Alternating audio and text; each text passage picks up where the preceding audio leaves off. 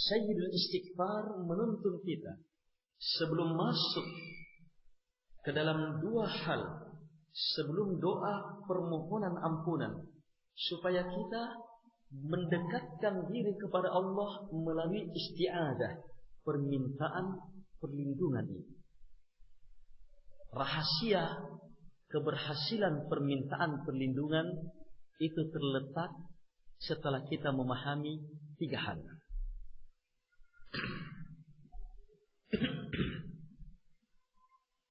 Yang pertama, kita tahu diri kita berada dalam bahaya.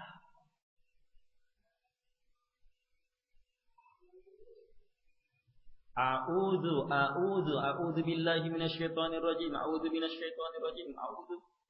Dan semua permintaan perlindungan, penjagaan itu semuanya kabur kalau orang yang mengucapkan tidak sadar, belum sadar dirinya dalam bahaya. Nanti orang sadar dalam bahaya, barulah muncul kekuatan ini, minta perlindungan. Ini a'udzu. Harus sadar kita dalam bahaya. Harus sadar kita tidak mampu menghadapi bahaya itu. Karena itu kita beristiadah, minta perlindungan. Ini yang pertama. Yang kedua, kenalilah bahaya. Orang minta perlindungan kalau ada bahaya. Harus ada bahaya yang jelas. Kalau di sini apa? Min syarri, dari bahaya apa yang telah kita lakukan. Dosa-dosa, kekeliruan, kekurangan. Kita harus betul-betul memahami bahwa satu dosa sekecil apapun juga pasti iarah. Umat manusia pasti akan melihatnya. Satu dosa di negeri akhirat sangat mengerikan. Ini bahaya. Kalau orang sadar akan bahaya, disitulah akan muncul permintaan perlindungan. Lain halnya kalau dosa itu dia tidak anggap sebagai bahaya bagi dirinya, itu tidak akan bisa. Pasti tidak akan bisa muncul. Iya. Permintaan perlindungan dan penjagaan. Hal yang ketiga, kita menyadari bahwa kita dalam bahaya. Dan bahaya itu sangat mengerikan. Di saat itulah muncul ilmu bahwa tidak ada yang bisa menyelamatkan kita dan melindungi kita kecuali hanya Allah. Kapan tiga ini menyatu, barulah mantap. A'udzu bika min syarri ma sana'tu. Saya minta perlindungan, penjagaan hanya kepadamu ya Allah, dari segala bahaya apa yang saya telah lakukan. Ini mulai masuk kesadaran hamba akan kekurangannya, akan bahaya, akan apa yang dia telah lakukan. Setelah itu masuk dalam dua kalimat yang saya katakan tadi. Di sini rahasia ma'rifatullah dan ma'rifatun nafs. Rahasia dalam mengenal Allah dan rahasia dalam mengenal diri. Abu'u, saya akui. Kokoh mengakuinya. Tidak akan pernah ragu dan bimbang. Bini'matika alayya, terhadap nikmat demi nikmatmu kepada aku ya Allah. Ini pengakuan kita kepada Allah. Untuk Allah kita akui segala nikmat hanya datang darinya. Segala kebaikan, kemuliaan hanya miliknya. Terus untuk diri kita menyusul pengakuan kedua, wa abu'u, dan saya akui. Pengakuan yang tak ada keraguan di dalamnya. Bidzambi, akan dosa-dosaku. Ini kesadaran hamba bahwa dirinya adalah sumber dosa. Dirinya adalah sumber cacat dan kekurangan. Hamba yang benar dalam mengenal dirinya, maka dia tidak akan melihat kecuali cacat, kekurangan, kebodohan, kezaliman, sebagaimana asal penciptaan kita, zaluman jahulan. Kalaupun kita punya kelebihan, anugerah dari yang maha baik, anugerah dari yang maha mulia, dari Allah Subhanahu wa taala. Adapun kita jamaah penuh cacat, penuh kekurangan. Siapa yang mempelajari agama dan berusaha mengenal dirinya, kemudian tidak sampai kepada kesimpulan ini, maka salah caranya mengenal agama. Pasti salah. Kalau ada orang yang belajar mengenal agama dan mengenal dirinya, kemudian yang muncul, saya memang hebat, saya memang, nah ini salah cara belajarnya. Harus yang muncul adalah, saya memang penuh dosa, penuh kekurangan, cacat, semua dosa saya lah sebabnya. Demikianlah saya yang memang penuh kekurangan, bodoh, baik. Kalau benar kita pasti ini kesimpulan. Dan kalau benar kita dalam mengenal Tuhan kita, maka kita tidak akan meyakini kepadanya kecuali Dia maha baik, maha mulia, maha besar, maha dengan segala mahanya. Apapun yang Allah takdirkan kepada kita, kita tidak melihat kepadanya kecuali hanya Dia maha baik, maha mulia. Ada hikmah di balik semua itu, yang mana hikmah itulah yang mengekalkan bahwa Allah tetap maha baik, maha mulia. Jangan pernah ada buruk sangka kepada Allah setitik pun. Kalau benar kita dalam mengenal Allah. Siapa yang mengenal Allah dengan sebenar-benar pengenalan, maka abu'u laka bini'amatika alayya. Yang muncul hanyalah ma'rifat bahwa Dia maha baik, maha mulia, maha merahmati, yang seluruh rahmat dan nikmat datang darinya, bukan datang dari selainnya. Ini dua ilmu. Dua ilmu ini hakikatnya adalah pengakuan kebesaran, kemuliaan tertinggi hanyalah Allah, dan kemampuan dan pengakuan kerendahan kebodohan hanya pada dirinya. Setelah dua pengakuan ini, barulah sempurna permintaan ampunan. Faghfirli fa innahu la yaghfirud dzunuba illa anta. Maka ampunilah saya ya Allah. Sungguh tak ada yang bisa mengampuni dosa kecuali hanya Engkau ya Allah. Dua kondisi ini kata Ibnu Qayyim, siapa yang mampu mewujudkan dua kondisi ini dalam semua ibadahnya, semua doanya, pasti tembus. Ini dua kondisi yang paling hebat ini. Makanya dia yang mendampingi langsung ini permintaan pengampunan. Dia yang harus disebut. Dan ini jamaah muncul dari kekuatan-kekuatan pendahulu tadi. Ini memerlukan perjalanan dalam mengenal, mempelajari Al-Quran dan Sunnah yang mendalam. Mengenal nama-nama Allah, akan lahir nikmat demi nikmat hanya datang dari Allah. Sadari jemaah, kebaikan demi kebaikan hanya anugerah dari Allah. Gugurkan segala ketakaburan kita. Apapun yang kita miliki, yakinilah semata datang dari yang maha memberi nikmat. Umat yang kemudian kita seluruhnya akan dimintai pertanggungjawaban terhadap kenikmatan. Kaum muslimin dan muslimat yang dimuliakan oleh Allah Subhanahu wa ta'ala.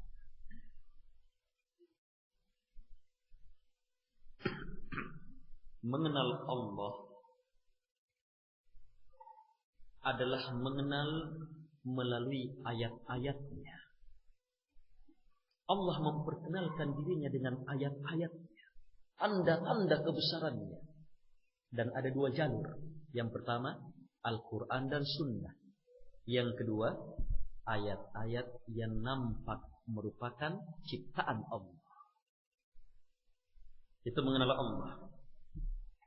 Melihat ayat-ayat alam, ini pengenalan global. Tapi pengenalan pendalaman, kehebatan yang sangat khusus nanti hanya akan kita jumpai melalui ayat-ayat Quran dan sunnah Rasulullah SAW. Kalau yang global santai, lihat matahari muncul, meninggi, terus pokoknya siapa yang lihat matahari pasti mengambil kesimpulan, pasti ada pencipta, mustahil tidak ada pencipta. Kita langsung bisa mendapatkan itu. Mungkinkah itu muncul sendiri? Pasti ada pencipta.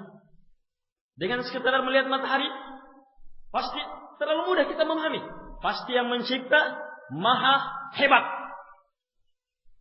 maha merahmati. Dengan melihat apa? Banyaknya manfaat dari matahari. Yang jelas dengan melihat ini bisa. Oh, luar biasa maha baiknya Allah, maha luar biasanya, maha berilmunya, maha meningkup. Tidak ada yang bisa lepas. Terhadap langit saja kita tidak bisa keluar. Terhadap makhluknya saja kita sudah terlingkup. Apalagi kita mau keluar dari pengawasan Dia yang maha melingkup seluruhnya, yang tinggi di atas segalanya, di atas arsy-Nya, melihat, mengawasi kita. Tidak mungkin kita bilang selepas dari lahir dan batin kita di bawah penglihatan, pendekaan dan pengawasannya. Kenapa ya Allah? Mudah. Tetapi yang hebat, mendalam, mengenal melalui ayat-ayat dan hadits-hadits. Oh, ini luar biasa jemaah. Satu ayat saja itu orang bisa memakan waktu berbulan-bulan untuk menyelami kedalamannya. Yang jelas, berapapun banyaknya umur kita tidak akan pernah habis. Kita lihat kedalamannya. Hanya kembali kepada kesungguhan dan ketahanan kita untuk larut dalam kenikmatan mengenal kebesaran dan kemuliaan Allah Subhanahu wa taala.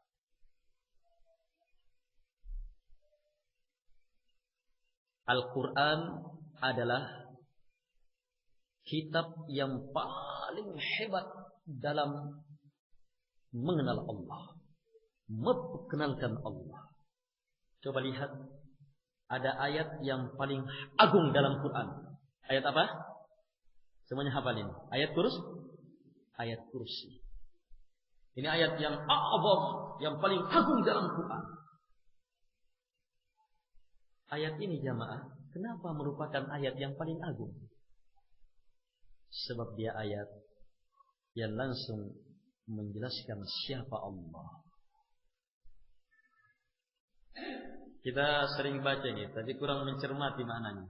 Coba lihat ayat kursi. Allahu la ilaha illa huwa al-hayyul qayyum dan seterusnya.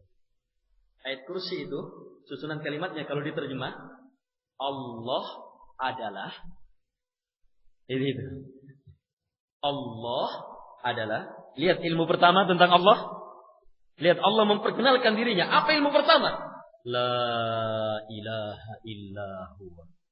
Ternyata tauhid, inti keikhlasan yang kita ungkap di awal. La ilaha illa anta. Pernyataan keislaman yang tidak mungkin ada Islam kecuali hanya dengan syahadat ini. Asyhadu an la ilaha illallah. Di sini puncak ilmu dan sekaligus inti ilmu. Dia pintu dan sekaligus puncak. Karena itulah kalimat selanjutnya Al-Hayyul Qayyum adalah kalimat pengenalan nama dan sifat Allah yang akan mengarah untuk semakin mengokohkan kita bahwa la ilaha illahu, tidak ada yang berhak disembah kecuali hanyalah Dia. Itu cara mengenal Allah. Iya.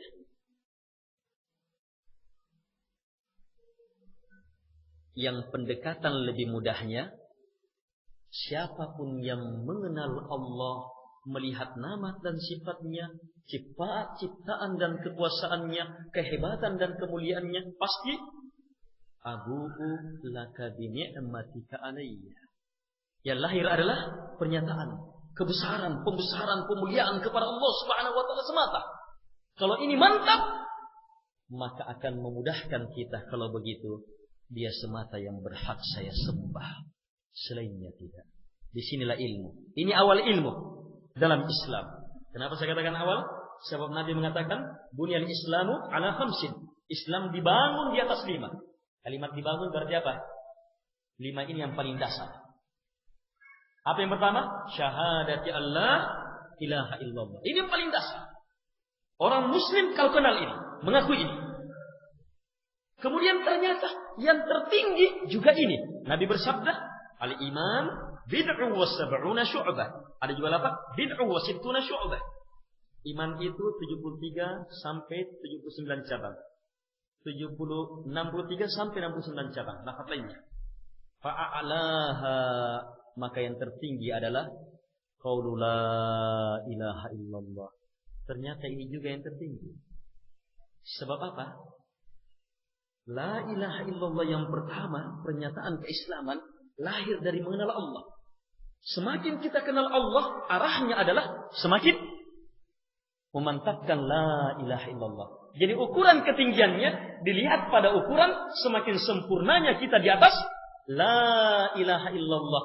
Inilah orang yang berilmu dalam Quran, yang mampu mempersaksikan la ilaha illallah, bahwa tak ada yang berhak dibesarkan, disembah, diserahkan ibadah kecuali hanyalah Allah Subhanahu wa taala.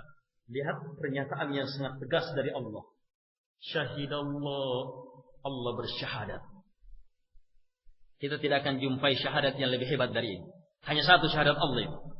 Allah bersyahadat. Apa syahadatnya Allah? Annahu la ilaha illahu, bahwa tak ada yang berhak disembah kecuali hanya Dia. Kemudian siapa yang Allah ikutkan? Wal malaikatu, dan semua malaikat juga bersyahadat. Terus jin dan manusia tidak disebut, hanya disebut sifat. Lihat yang ketiga, wa ulul ilmi, dan orang-orang yang diberi ilmu. Tinggal sifatnya. Dia jin, dia manusia, kalau menyatakan mampu memahami la ilaha illallah dan menyatakannya dalam syahadat, maka dianggap sebagai orang yang berilmu. Disinilah hakikat ilmu. Siapa yang mengenal alam? Dia meneliti air misalnya, meneliti udara, pasir, besi, sehingga lahir penemuan hebat. Kalau ilmu ini tidak melahirkan bahwa sangat luar biasa hebatnya yang mencipta, maka orang sang penemu ini masih bodoh. Kalaupun dia mampu menyatakan sangat luar biasa hebatnya sang pencipta, tapi kemudian tidak mampu menyatakan bahwa dia berhak untuk disembah, maka masih bodoh juga, belum berilmu. Kalaupun dia mampu menyatakan bahwa yang mencipta menguasai ini sangat berhak untuk disembah, maka dia pun tetap masih bodoh. Kalau dia belum mampu menolak semua selain Allah tidak berhak untuk disembah. Sebab dua pernyataannya, la ilaha penolakan dan illallah penetapan. Di sini jalur ilmu. Maaf kalau saya katakan orang Jepang sampai saat ini masih bodoh. Sebab sampai saat ini masih menyembah matahari. Kenapa tidak terbuka akalnya untuk menyembah pencipta matahari? Kenapa tidak terbuka akalnya bahwa kalau di malam hari tidak ada Tuhannya? Lihat jemaah. Bedakan berpikir dengan berakal. Berpikir, orang berpikir dalam makna tertentu, binatang juga bisa. Coba lihat tikus. Kita sudah tutup sana sini, tetap bisa tembus juga. Dia punya kemampuan. Coba belah kepalanya, ada otak. Apalagi kalau kita belah kepala kerbau. Wah, hebat nih otaknya. Punya. Dia tahu gimana cara makan, cara ini. Kapan waktunya panas, kapan waktunya berteduh, dan seterusnya. Tetapi mereka tidak berakal. Akal itu tempatnya di hati, bukan di otak. Itu akal. Ini Allah sendiri yang bilang. Allah mensifati orang kafir, lahum qulub la ya'qiluna biha. Mereka punya hati la ya'qiluna, pakai kata akal. Mereka punya hati tapi tidak berakal dengan hatinya. Berarti akal di mana? Di hati. Orang kafir tidak punya akal. Tapi otak punya otak. Nah, di sini bedakan. Orang beriman itu punya dua-duanya. Dan kemuliaan manusia ditentukan oleh akalnya, bukan otaknya. Ditentukan oleh akalnya. Sebab akal inilah yang mampu mengantar hamba untuk menyatakan la ilaha illallah.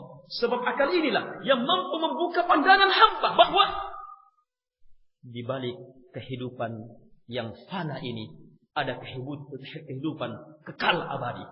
Dengan akal inilah hamba mampu melihat kedudukan setinggi apapun dalam kehidupan dunia tiada nilainya jika dibandingkan dengan kedudukan di surga.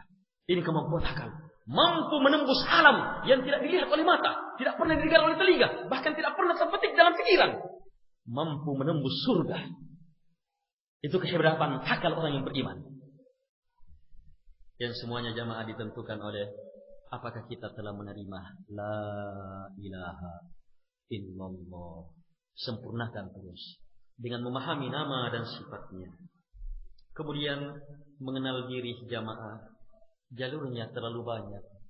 Di antara jalur yang sangat praktis, lihatlah kita tercipta dari apa. Kita tercipta dari apa jemaah? Mani. Sesuatu yang kalau kena pakaian kita merasa jijik. Dari situlah kita. Apanya akan kita banggakan? Kita dulunya tidak pernah apa-apa. Tapi Allah beri, Allah beri, Allah beri, Allah beri. Karena itu sadarlah wahai manusia. Mari kita sadarkan diri kita bahwa kita betul-betul telah menzalimi diri kita. Lalai dari Tuhan kita. Allah memanggil hambanya. Ya ayyuhal insan ma gharrak bi rabbikal karim. Wahai sekalian manusia, apa yang menyebabkan kalian lalai dari Tuhan kalian yang sangat baik kepada kalian? Kaum muslimin dan muslimat yang dimuliakan oleh Allah Subhanahu wa taala. Jalur lain untuk mengenal diri. Semua orang yang tahu diri pasti memahami dirinya punya keterbatasan. Kita kadang sudah merencanakan sesuatu, sempurna perencanaannya, sampai-sampai kita makan kata, pasti seperti ini. Tetapi, betapa banyak perencanaan itu ternyata keluar. Sebab takdir Allah menginginkan yang lain. Kita diatur jamaah, bukan mengatur. Karena itu tunduk dan patuhlah kepada Allah. Kalaupun kita memiliki kebaikan, kebaikan dari yang maha baik. Karena itu bersyukur kepada Allah dan sadari diri kita penuh dosa. Abu'u laka bini'matika alayya wa abu'u bidambi. Setelah dua kalimat dahsyat ini baru masuk faghfirli, maka ampunilah saya ya Allah. Fa innahu, karena sungguh la yaghfiru dzunuba illa ant. Tak ada yang mengampuni dosa kecuali hanyalah Engkau. Ini tauhid. Mintalah pengampunan hanya kepada Allah. Sama manusia, bukan pengampunan, minta maaf. Minta maaf. Minta pengampunan yang merupakan ibadah yang di dalamnya terkandung merendah, mengharap, memohon, membesarkan, mengagungkan hanya kepada Allah. Itu adalah perwujudan la ilaha illallahnya kita. Ini uraian singkat akan Sayyidul Istighfar. Nabi menuntunkannya dibaca di waktu pagi dan sore hari. Sebaik-baik waktu pagi antara sholat subuh sampai sebelum matahari muncul. Ini waktu pagi yang paling hebat. Sebaik waktu sore antara sholat asar sampai sebelum matahari tenggelam. Ini waktu sore yang paling baik. Baca zikir pagi dan sore. Zikir pagi dan sore Nabi sangat banyak. Tetapi yang pokok adalah jangan memperbanyak tanpa makna. Kadang kita semangat karena kita punya bukunya misalnya, atau hafal, baca semuanya. Tetapi tidak ada yang membekas di dalam hati. Zikir untuk mengingat Allah. Kita baca, tetapi tidak mengingat. Mulai dari satu, tapi fokus. Latih diri di atas satu jenis zikir. Bisa kita mulai dengan Sayyidul Istighfar. Ayat kursi juga bacaan, zikir pagi dan sore. 3 qul bacaan, zikir pagi dan sore. Hebat, dahsyat ayat dan surah-surah ini. Hanya kita dalam uraian pembahasan Sayyidul Istighfar. Yang pokok adalah baca dengan keikhlasan, baca dengan makna, baca dengan perlahan-lahan di atas ilmu yang semakin kita kokohkan. Yakinlah, setiap kita baca dengan tadabbur, maka akan muncul makna demi makna yang lebih hebat dari apa yang saya telah urai tadi. Makna demi makna itu akan sulit kita ungkap, kita hanya bisa merasakannya. Yakin, pasti seperti itu. Yang penting kita tadabburi sendiri. Tadabburi sendiri. Saya harus akui, semakin tua seseorang, semakin luas pengalaman hidupnya, semakin banyak mengenal nikmat demi nikmat dari Allah, itu akan lebih dalam mengalahkan kita-kita yang masih muda. Yang penting tadabburi sesuai dengan jalur yang ada dalam lafaz-lafaz itu. Kaum muslimin dan muslimat yang dimuliakan oleh Allah Subhanahu wa taala. Terakhir, doa istighfar adalah bahagian dari doa. Sementara doa itu sendiri adalah kunci keberhasilan semua ibadah. Karena itulah gandengan iyyaka na'budu adalah wa iyyaka nasta'in. Ini harus dia yang menggandeng. Tidak ada yang bisa menggandengnya kecuali hanya ini. Hanya kepadamu ya Allah kami beribadah, tidak kepada selainmu. Dan hanya kepadamu ya Allah kami minta pertolongan, tidak kepada selainmu. Nabi bersabda, laisa syai' akrama 'ala Allah minad du'a. Tidak ada sesuatu yang lebih mulia di sisi Allah yang mengalahkan doa. Sebab doa itu praktis sekali. Sayyidul Istighfar kita bisa pakai istighfar lainnya. Kalau sudah kokoh dalam Sayyidul Istighfar, tinggal maknanya kita hidupkan. Sebab Sayyidul Istighfar ini hanya dipakai untuk zikir pagi dan sore, bukan untuk yang lainnya. Tapi banyak doa istighfar lainnya, singkat praktis. Astaghfirullah wa atubu ilaih. Ada doa istighfar, kata Nabi, siapa yang baca doa ini 3 kali, maka berapapun besar dosanya, walaupun sebanyak buih di lautan, akan lenyap. Dia baca doa ini 3 kali. Astaghfirullah alladzi la ilaha illahu al-hayyul qayyum wa atubu ilaih. Singkat. Astaghfirullah, saya minta pengampunan kepadamu ya Allah, yang mana tak ada yang berhak disembah kecuali hanyalah Dia. Dialah yang maha hidup dan yang maha menegakkan segalanya. Wa atubu ilaih, dan hanya kepadanya saya bertobat. 3 kali. Gugur semua dosa, walaupun seberapa, sebanyak buih di lautan. Hanya ingat, hakikat istighfar adalah ketika orang betul-betul menyadari kesalahan. Lihat Sayyidul Istighfar itu. Ada di situ pengakuan kesalahan. Jadi Sayyidul Istighfar dia menjadi pimpinannya sebab semua unsur yang diperlukan dalam istighfar ada di situ. Ada di situ. Karena itu belajarlah beristighfar melalui kandungan-kandungannya. Pagi dan sore rutinitas kita ini dahsyat luar biasa.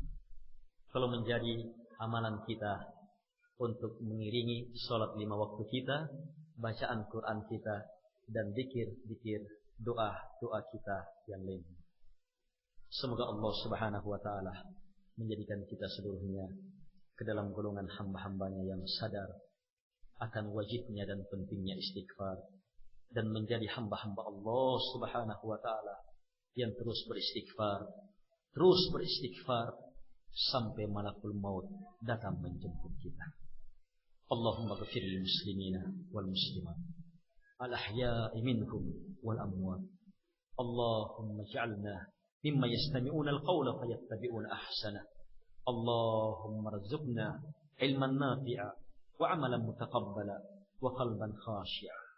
Allahumma a'inna 'ala al-istighfar waj'alna minal mustaghfirin wa amitna 'ala dhalik innaka antas sami'ul 'alim wa jawadul karim.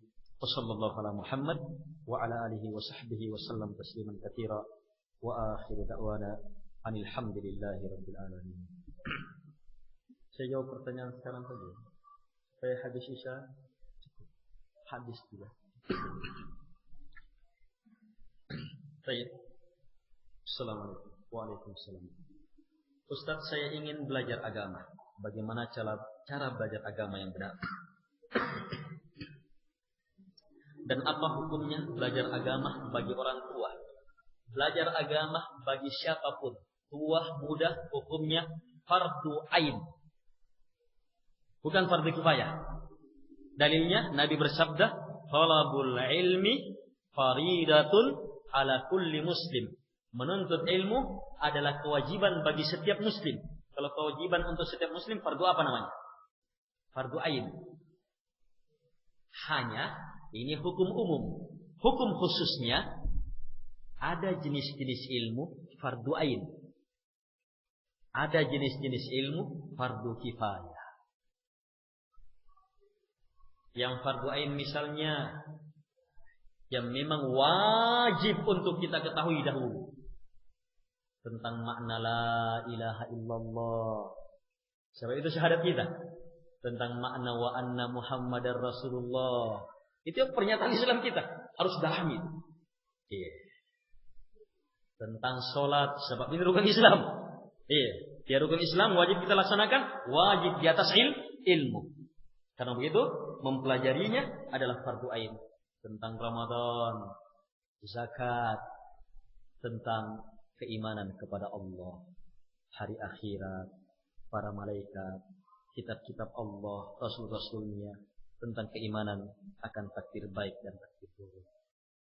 Fardu ain mencakup semua perkara yang harus kita imani, yakini. Ini dikenal dengan ilmu usuluddin, ilmu akidah, yang kadang juga diistilahkan dengan ilmu ma'rifatullah, pengenalan kepada Allah. Ini alhamdulillah para ulama mempermudah bagi kita untuk mengurainya, memahaminya. Belajarlah jamaah. Iya.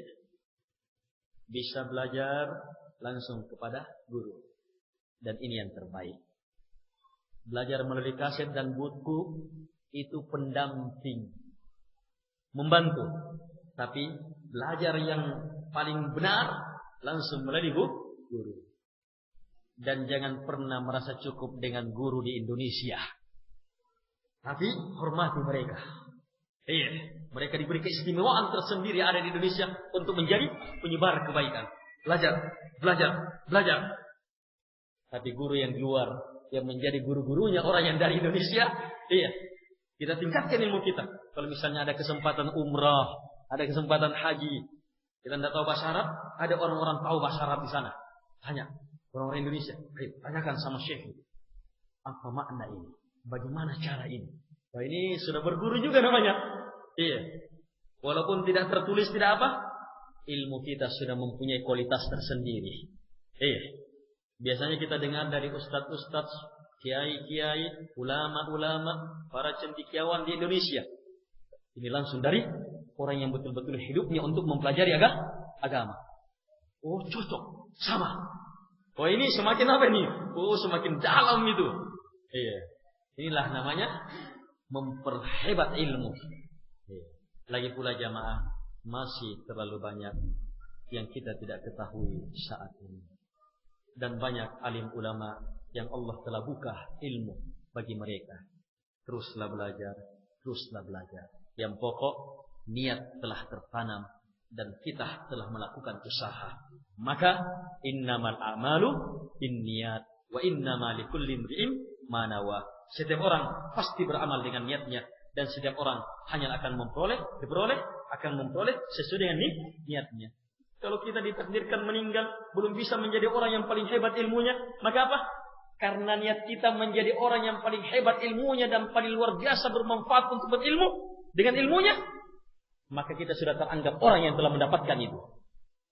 Niat yang sudah diawali dengan usaha.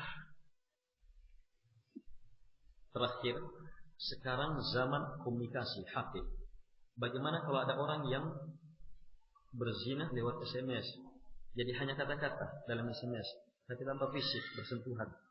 Apa bisa dihukumi rajam? Bagaimana negara kita tidak mengeluarkan rajam sehingga tobat? Baik. Kata zina dalam istilah agama banyak macamnya. Nabi telah menegaskan setiap anak cucu Adam setiap anak cucu Adam telah mendapatkan bahagian dari zina. Ada yang zinanya dengan mata, ada yang dengan telinga, ada yang dengan sentuhan, dan zina yang pantas mendapatkan hukum rajam ketika langsung melakukan hubungan suami istri dalam keadaan sudah berkeluarga, itu yang rajam. Tapi kalau belum keluarga bukan rajam dalam Islam, cambuk 80 kali atau melihat pertimbangan qadhi terhadap orang yang akan dicambuk. Terus bagaimana tobatnya sementara di Indonesia tidak ada hukum ini? Ini hikmahnya ya. Itu Islam menerapi orang melakukan zina yang merasakan apa? Badannya menyeluruh, maka hukumannya pun menyeluruh. Orang yang sudah berkeluarga dirajam sebab apa? Dia sudah mempunyai penghalang sebenarnya. Dia punya penyaluran, tapi karena bejatnya terjatuh. Makanya pantas mendapatkan rajam. Adapun yang belum berkeluarga terjatuh, maka tidak sampai dirajam, cukup dicambuk. Terus kalau tidak ada hukum di Indonesia, kita bisa terapkan sendiri? Tidak boleh. Itu haknya penguasa. Kalau penguasa tidak menerapkannya, maka yang berdosa penguasa, bukan rakyatnya. Terus bagaimana bertobatnya? Tobat antara kita dengan Allah. Lagi pula jamaah, belum tentu dengan merajam diri itu bisa mengalahkan tobatnya orang yang tidak dirajam dia, tetapi dia tobat antara dia dengan Allah dengan betul-betul sempurna. Rajam adalah penyakit karena apa? Memperturutkan syahwat, dan ketika dia bertobat dia menjadi orang yang paling hebat menahan syahwatnya, dan menyalurkannya hanya di jalan Allah Subhanahu wa taala. Apa yang Allah halalkan. Ini bisa tobat seperti itu. Ya tidak tertutup ya. Tobat bisa tetap diwujudkan. Yang pokok adalah keikhlasan dan kejujuran dalam tobat. Ini yang dapat kami sampaikan. Lebih dan kurangnya mohon dimaafkan. Terima kasih atas kesempatan yang diberikan kepada kami, dan mohon maaf kalau ada hal-hal yang kurang berkenan, terkhusus kepada Bapak Imam, Bapak Ketua Pengurus, dan Bapak-bapak sekalian.